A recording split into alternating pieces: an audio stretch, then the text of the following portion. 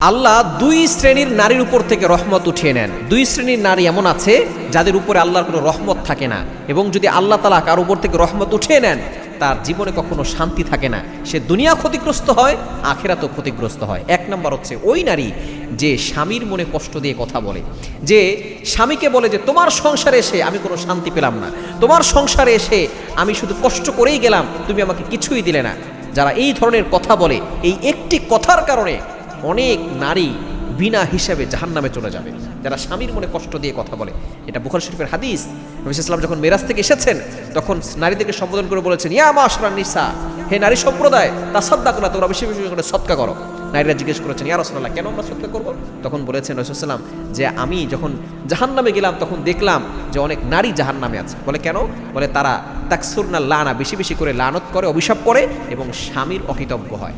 এজন্য এই সকল নারী যারা স্বামীর মনে কষ্ট দিয়ে কথা বলে, স্বামীকে বলে তোমার সংসারে এসে আমি কিছুই পেলাম না, সব সময় স্বামী করে কষ্ট করে, যদি কোনোদিন কোনো একটা কিছু কমতে হয়ে যায় তখন এই ধরনের কথা বলে, এই নারীর উপর থেকে আল্লাহ রহমত উঠিয়ে নেন। এবং দ্বিতীয় নম্বর হচ্ছে যে নারী নামাজ পড়ে না, আল্লাহর ইবাদত করে না, পর্দা করে না, ওই নারীর উপর থেকে আল্লাহ তাআলা রহমত উঠিয়ে নেন।